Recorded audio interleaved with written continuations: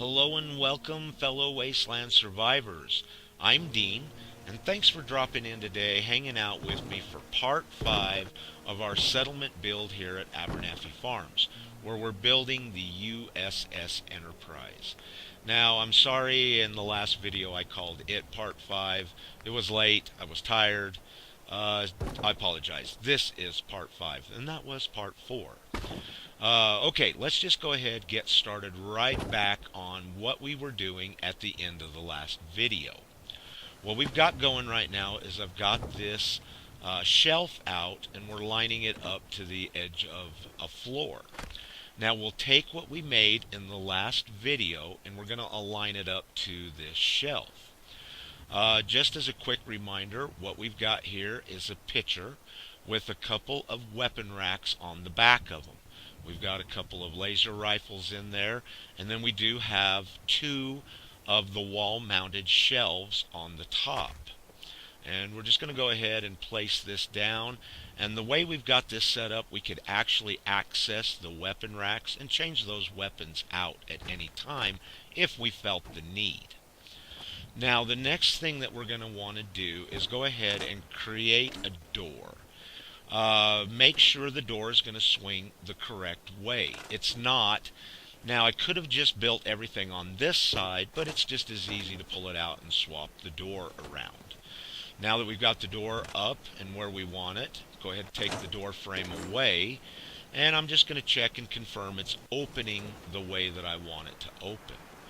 Okay, next we'll want to grab our metal post that we made and bring it over to the build. Now what's really nice about this is we don't really actually need anything to group select them and bring it over.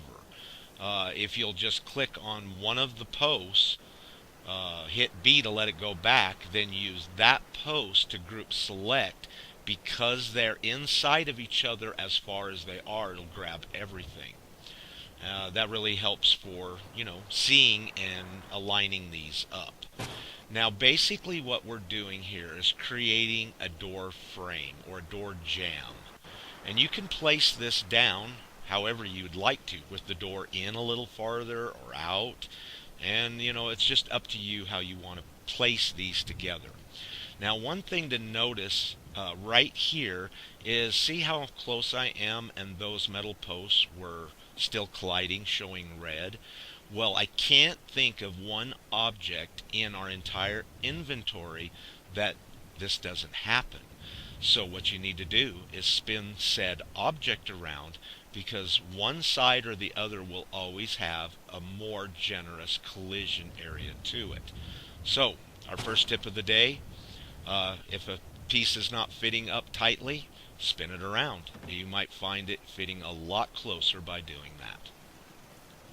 Okay, now let's go ahead and take a concrete pillar and a conduit, group select our frame that we've just made and bring it over to our gun rack. Now this isn't going to work for quite a few reasons. First of all, our build that we've made is not tall enough. Our shelving is, a couple of feet or a foot or so from the top. We're going to need to fix that. Also, the concrete pillar needed to be dropped a little lower so it could penetrate the ground. Now, the main reason this won't turn green and work for us is because the bottom of the metal posts are actually what's registering. And until those posts reach flat on the floor, it will not turn green. It doesn't matter what we do. So we're going to have to make some adjustments to our build. First one being we got to choose a new pitcher that's a little taller and not quite as wide. Now because of that, we had to place the weapon racks on in a little bit different style. It's still exactly the same thing as our last picture, they're just placed differently on the picture.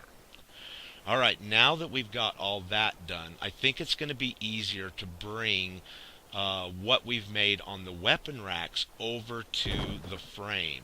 Instead of trying to put the frame on, we're going to go ahead and put the weapon rack that we've created onto the frame. we should be able to get away with a lot more by doing that. Now I've brought it over here into the sunlight where we can see it a little better. We're going to use this ladder so we can get up a little bit higher and make sure that we can align the top of these shelves with the top of those metal posts.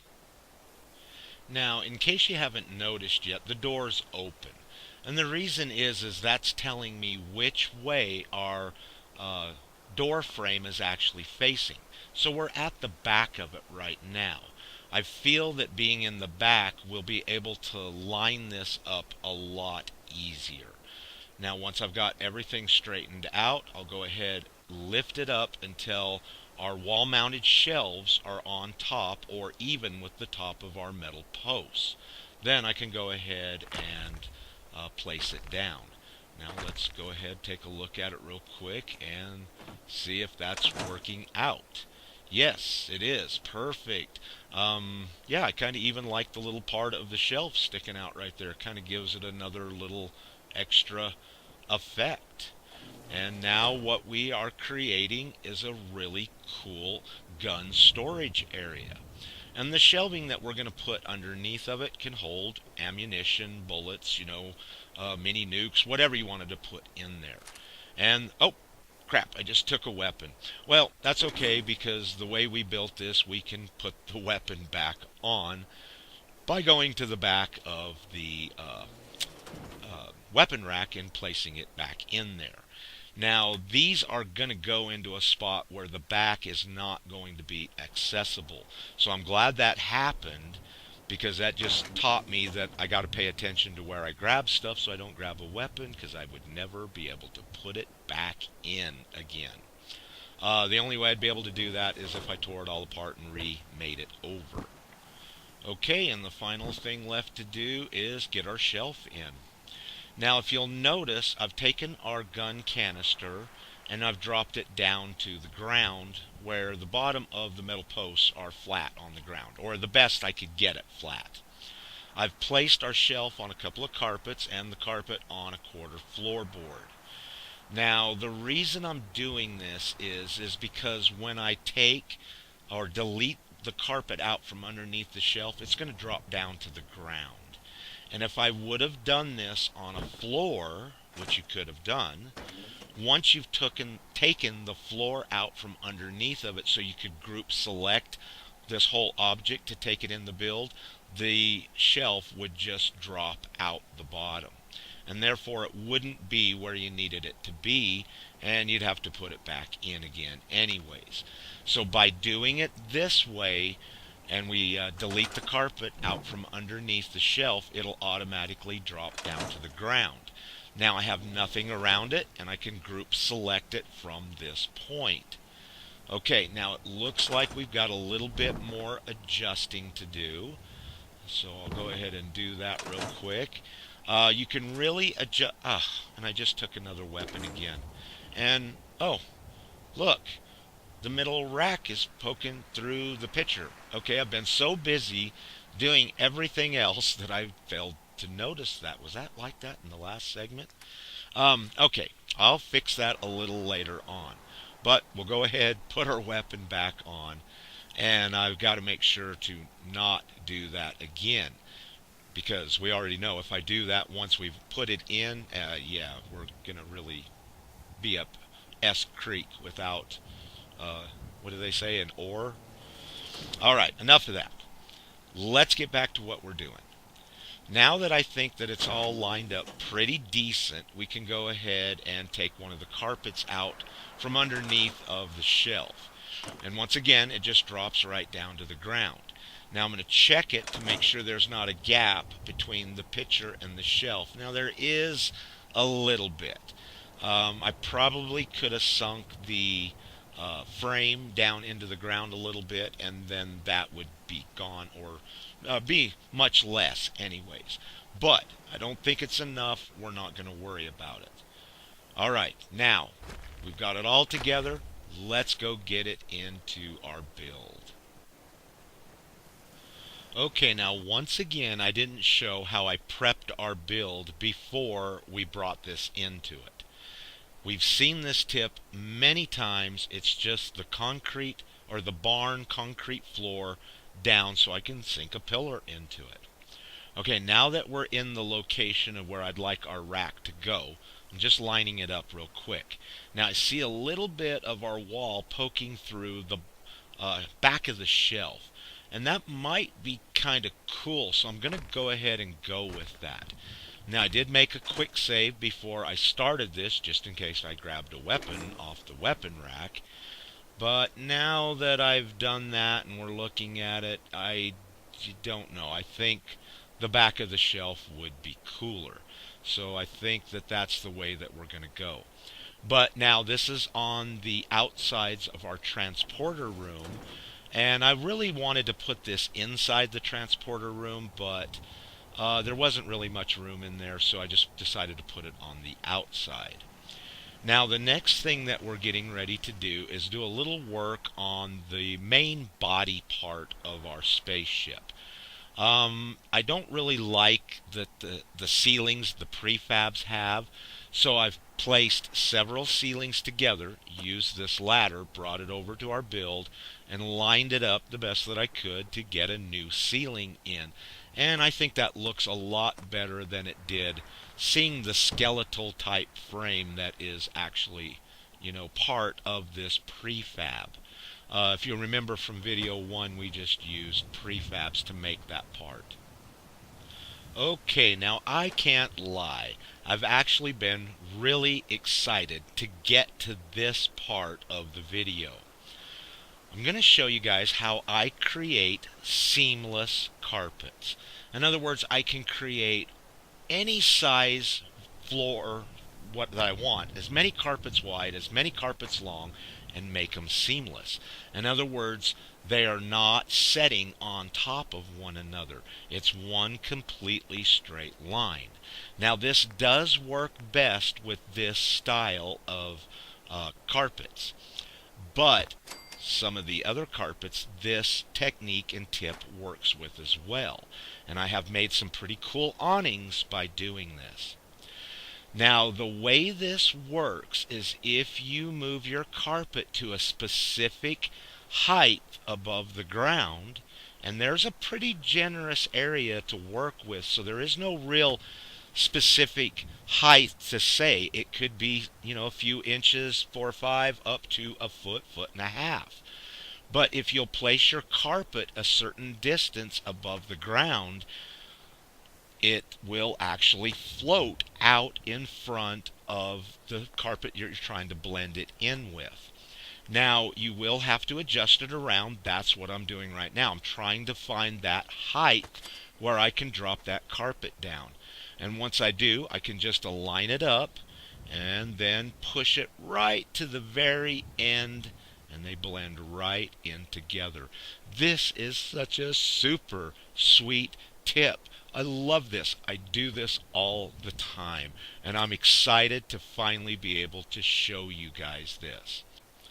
Okay, yeah, look at this carpet. Look how far off the ground we are, and this technique is still working. Now what's really sweet about this is when you grab your first carpet, they all go together, and you can use this as the carpet glitch. Now if you're doing this and it isn't working, there's 2 reasons why. 1, you're not the correct height off the ground. 2, try spinning the carpet around to the more generous collision side of the carpet. Alright, next what we need to do is start working on our warp core engine, and we're going to work on the main base for it. Use the little tip we saw in a previous video where we aligned a floor up, snapped a step to it, popped the step out of the floor, and then snapped our other floors to that. Now we've got a pretty cool little base. Outside, off of sight, I've put 2 barn walls together, the height of our vanilla wall. We're going to bring this into the back and place it in there, so that way we don't see the curve of the metal walls that we have in the back. It looks a little more flat in here. Also, this is going to serve a second purpose.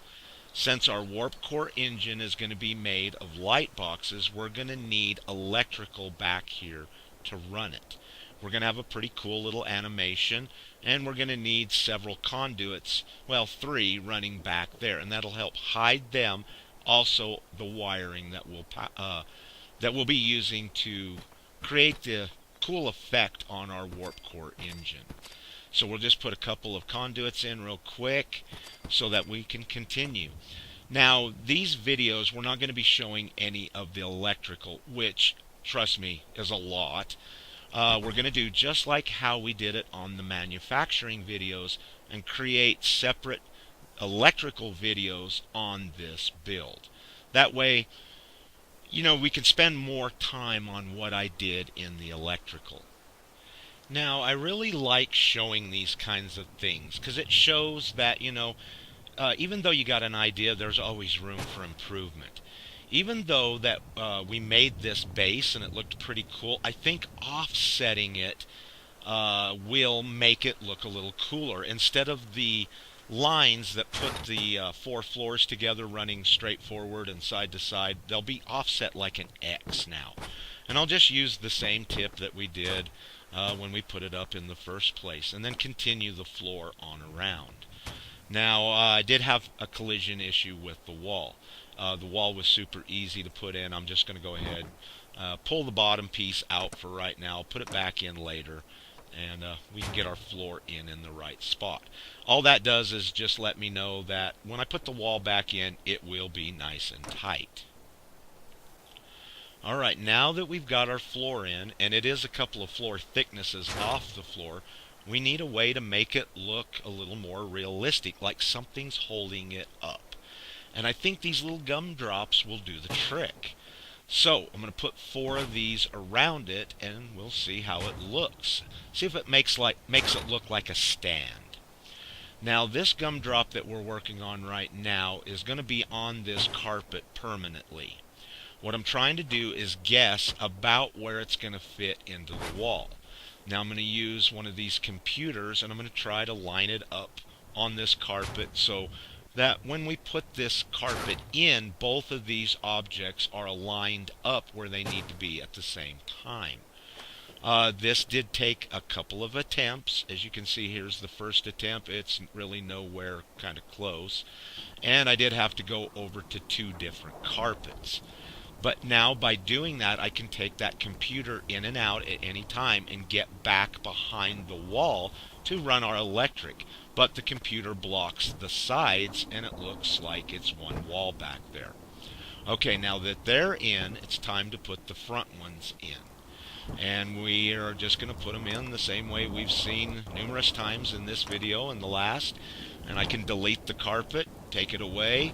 It drops right down on the ground, and it has no carpet to affect its look. And I think it really does make it look like, a really cool little stand. Okay, sweet. It is time to build our warp core engine. Now, if you've followed me much at all, you are probably aware of a video that I created for the outro of all my videos, where we made a pretty cool old school movie theater type look at Taffling Boathouse. In that video, I showed how you could curve these boxed lighting around in circles. Now, this circle is pretty small, and we could use that tip or that technique that we saw in that video to do it. But it would take an immense amount of time to get it all correct. So the way we're getting ready to see it now will be the fastest, easiest way to get a perfect circle. And we're going to use this container to do it. I'm going to use these electrical conduits and group select each one of our light boxes that need to go in. Now, don't freak out. Just because we're going to probably use a lot of light boxes here doesn't mean we have to do this with every one. Basically, what we're creating is a jig. This will be the main base, and then we'll make all of our other light boxes off of it by snapping them together. And I'll just continue to keep doing this and adjusting these, placing them on there the best that I can. Now, a couple of lights I did have to take out once in a while because it just didn't line up exactly where I wanted it to be. I had the first light in a little with the second light kind of over top of it a little. And the reason is because uh, the we lined up the light boxes. Well, you can see it right here. See how the side of the light boxes are blended together? So instead of a double side making that line thicker, it's actually only as thick as the one side of the light box. And I did that by just putting the two together. And you can see one side is above, one side is below. So I'm going to need to adjust that second light box to make it in front of the other two light boxes. I hope that made sense. Really, you could adjust these however you wanted to do it. It's just the particular way I wanted to do this. Now, I could continue this all the way around to the back, but why? We're already using a lot of resources in this build, and there's no sense of putting a bunch of stuff in the back that we're just not going to see.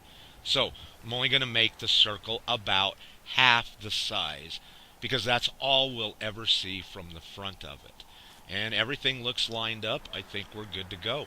We've got our light box jig made, and now we can make everything else from this particular setup that we got. Okay, now originally my plan was to make one full solid tube from our base that we created clear to the ceiling. But I got a pretty cool little idea, and we're going to use another light right in the center. Now this light is not exactly the height that it is by taking out two rows of light boxes, so we've got to actually move one row down. Now there's a couple of ways I can do this. We can actually just bring one of our light boxes off of our jig and then move it to where we need to, but it'd be hard to line it up side to side and front to back. So the best way to do it is to move a light down to about where you think that you want to move the upper lights down to. What we're doing is we're using the tip that we saw from the school zone with the arrow, but instead of an arrow, we're using the light. Okay, now let's go ahead, grab the light that we're going to use and bring it over into our light boxes and see if we're about the right height. No, we're not. So we're going to have to go back to a concrete pillar and electrical conduit, regroup, select the top row of lights, and bring them down. Now, while I do this, I need to explain something real quick. If you notice, we've got one of the chandeliers onto a conduit, and that's what we're going to put in the center. Now, the only way that you can make this work is if you snap it to a separate conduit, and that conduit always will be there. If you put it to anything else and then you take it away, it's just going to delete the light. So that first short conduit will always be in the build once we've placed that in. Okay, now that I think that we've got it about the right height, let's put the rest of our light boxes in. This will be the correct height that we're going to need to go, and that chandelier light will be in the center. Now I'm going to go ahead and connect all the light boxes together in a row going side to side. It will be easier to do it from the front than the back. Here in a second, if you look right there, look how tight that is. And it's, just going to be way too hard to target each one of the light boxes. So make sure you get them all wired up before you go and put them in, or, all of your stuff together. Once we put that light in, we can move it. It just will be difficult to do that. Okay, now that we've got everything together, let's go ahead and drop our light boxes down. This way we can get a little bit better look. Then we'll go ahead and start putting it all together. But I'm sorry to say that this is the end of today's video. I am really excited to get this Warp Core engine completed, so I hope that you come and join us on the next video, which will be coming out very shortly. Okay, everybody, thank you once again for coming and spending your precious time with me. I really can't express my gratitude enough towards you guys for, all of the support that you give me on these videos and my channel. And just like always, until next time, please stay safe and peace.